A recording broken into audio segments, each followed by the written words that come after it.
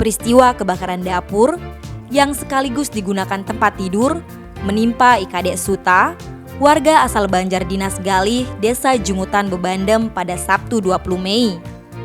Tidak diketahui pasti apa penyebab terjadinya kobaran api tersebut. Pasalnya, saat kejadian rumah dalam keadaan sepi.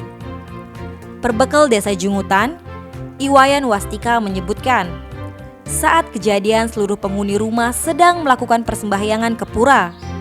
Tidak ada korban jiwa dalam peristiwa tersebut.